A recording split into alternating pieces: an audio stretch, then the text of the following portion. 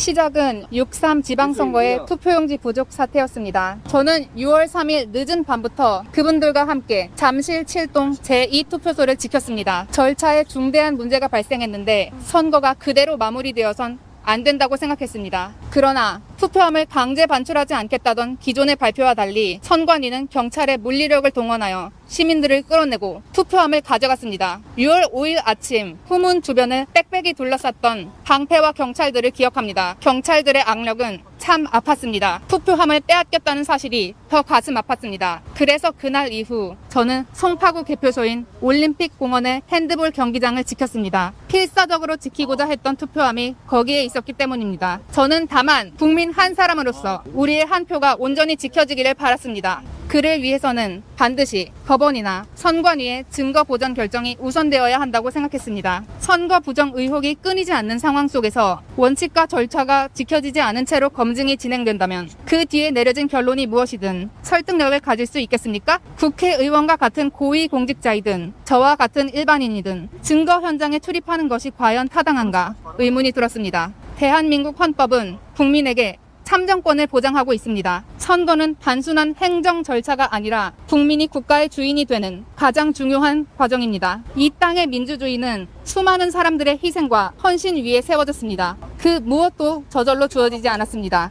자유민주주의를 지키는데 대가가 필요하다면 저 또한 기꺼이 대가를 치르겠다고 그렇게 결심했습니다. 그게 제가 게이트를 지키던 날의 마음입니다.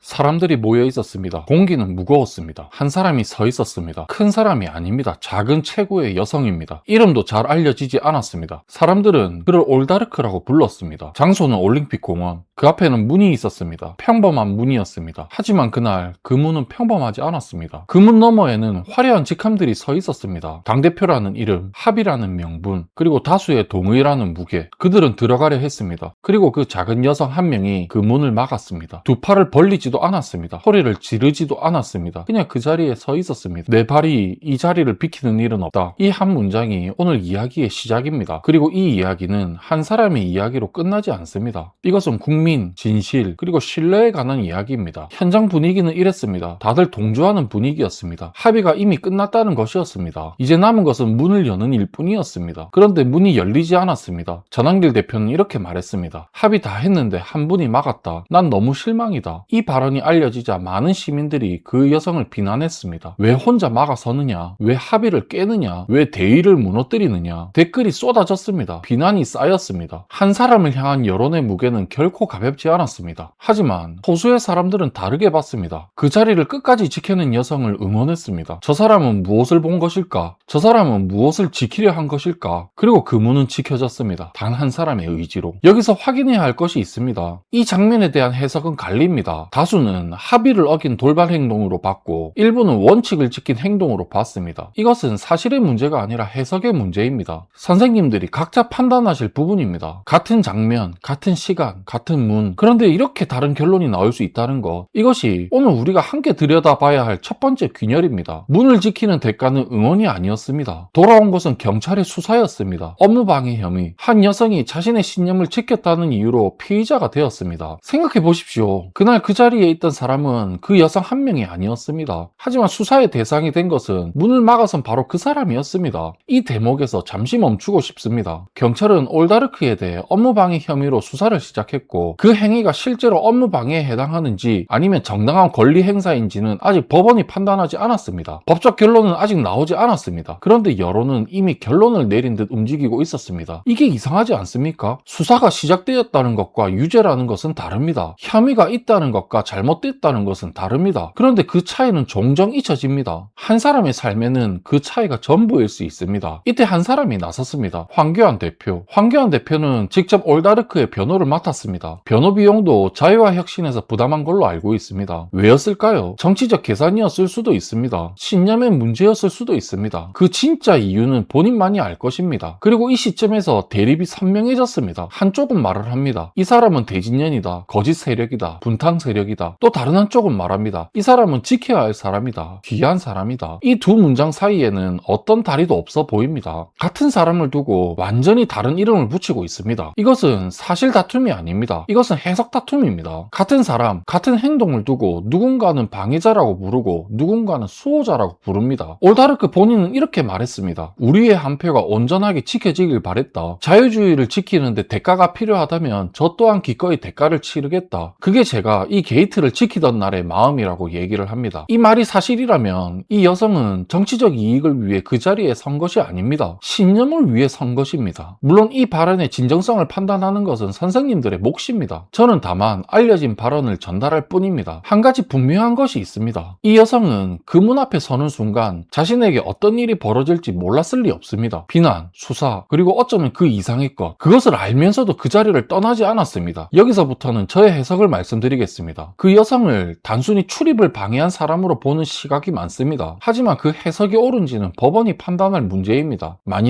만약에 그 여성의 행동이 법적 권한 없는 진입을 저지한 것이라면 그는 업무를 방해한 것이 아니라 원칙을 지킨 것입니다. 과장일 수 있습니다. 하지만 상징으로서의 무게는 결코 작지 않습니다. 작은 체구의 한 여성이 온몸으로 무언가를 보여줬습니다. 그리고 그 장면은 이 사건을 지켜본 모든 사람들의 마음에 저마다 다른 질문을 남겼습니다. 이 사건 이후 여론은 크게 갈렸습니다. 한쪽에서는 절차와 합의를 어긴 개인적인 판단이라고 비판했습니다. 다수가 동의한 결정을 한 사람이 무산시킬 권리는 없다고 말했습니다. 조직은 개인의 판단으로 흔들려서는 안 된다고 했습니다. 다른 한쪽에서는 다수의 합의라고 해서 항상 옳은 것은 아니라고 반박했습니다. 때로는 한 사람의 원칙이 다수의 침묵보다 무거울 수 있다고 말했습니다. 이 두 입장 모두 나름의 논리를 갖고 있습니다. 어느 한쪽만이 전적으로 옳다고 제가 판정할 수는 없습니다. 다만 분명한 것이 있습니다. 이 사건은 단순한 해프닝으로 끝나지 않았습니다. 이 사건은 우리 사회가 원칙과 합의를 어떻게 저울질하는지를 보여주는 하나의 저울이 되었습니다. 선생님들이라면 그 문 앞에서 어떤 선택을 하셨겠습니까? 올림픽 공원으로 장소를 옮겨보겠습니다. 이 대립을 끝낼 방법은 무엇일까요? 황교안 대표는 이렇게 요구했습니다. 380개 투표함 전부 재개표하라. 각 당, 시민, 청년 대표, 언론 입회화에 실시하라. 국민 앞에 검증받으라. 그 후 법원에 인계하라. 저는 오늘 이 이야기를 하고 싶습니다. 의혹이 제기되었을 때 그것을 해소하는 가장 정직한 방법은 숨기는 것이 아니라 공개하는 것입니다. 검증을 요구하는 쪽은 이렇게 말합니다. 떳떳하다면 왜 열어보지 못하는가? 검증에 신중한 쪽은 이렇게 말합니다. 모든 의혹에 다 응답을 한다면 행정은 멈춰 설 것이다. 이 두 목소리 모두 일리가 있습니다. 하지만 한 가지 분명합니다. 법적 권한을 가진 기관의 투명한 조사, 그리고 그 결과의 공개, 그것만이 신뢰를 회복할 수 있습니다. 그것만이 불신을 잠재울 수 있습니다. 검증을 요구하는 것 자체가 잘못된 것이 아닙니다. 검증을 거부하는 것이야말로 의혹을 키우는 길입니다. 동시에 검증을 요구한다는 이유만으로 그 결과를 미리 단정한다는 것 역시 경계해야 할 태도입니다. 검증은 답을 정해놓고 하는 것이 아닙니다. 검증은 답을 몰라서 하는 것입니다. 이쯤에서 질문 하나 던지고 싶습니다. 우리는 언제부터 의혹을 제기하는 사람을 색안경부터 끼고 보게 되었을까요? 의혹을 제기하면 음모론자라고 이름을 붙이고 검증을 요구하면 정치공작이라고 이름을 붙였습니다. 하지만 원래 의혹을 확인하는 절차는 지극히 평범한 상식이어야 합니다. 가정에서도 그렇습니다. 회사에서도 그렇습니다. 누군가 문제를 제기하면 먼저 살펴보는 것이 순서입니다. 살펴보지도 않고 그럴 리 없다라고 단정하는 것, 그것이야말로 오히려 더 위험한 태도입니다. 이것이 진짜 상식입니다. 이제 이 이야기를 한 걸음 더 넓혀보겠습니다. 이것은 단순히 한 여성과 한 개표소의 이야기가 아닙니다. 이것은 국민의 신뢰의 문제입니다. 이것은 검증의 문제입니다. 우리 사회가 의혹 앞에서 어떤 태도를 취하느냐의 문제입니다. 의혹이 제기되면 화를 낼 것이 아니라 검증해야 합니다. 불신이 쌓이면 덮을 것이 아니라 공개해야 합니다. 분노가 쌓이면 억누를 것이 아니라 대화로 풀어야 합니다. 이것은 진영의 문제가 아닙니다. 이것은 상식의 문제입니다. 한 사람의 작은 저항이 왜 이렇게까지 큰 파장을 일으켰을까요? 그것은 아마도 그 저항이 많은 사람들의 마음속에 있던 질문을 대신 던져준 믿어주었기 때문일 것입니다. 우리는 정말 이 절차를 믿어도 되는가? 그리고 지금 국민은 답을 요구하고 있습니다. 문 앞에 섰던 그 여성, 저는 그 여성의 이름도 정확히 모릅니다. 그가 어떤 삶을 살아왔는지도 모릅니다. 내일 그가 무엇을 하며 살아갈지도 모릅니다. 하지만 그 순간 그 하나의 행동으로 그런 누군가에게는 방해자가 또 다른 누군가에게는 가장 용기 있는 사람이 되었습니다. 같은 사실을 두고 이렇게 다른 결론이 나올 수 있다는 것, 그것이야말로 지금 우리가 검증을 멈추면 안 되는 이유입니다. 의혹은 방치한다고 사라지지 않습니다. 불신은 외면한다고 잦아들지 않습니다. 오직 확인만이, 오직 공개만이 그 자리를 대신할 수 있습니다. 선생님들은 어떻게 생각하십니까? 그 문을 지켰던 여성은 방해자였습니까? 수호자였습니까? 그 문을 열려했던 그 당시의 사람들은 정당했습니까? 성급했습니까? 이 질문은 오늘 이 영상을 보신 선생님들에게 그대로 남겨드리겠습니다. 오늘은 여기까지 하겠습니다.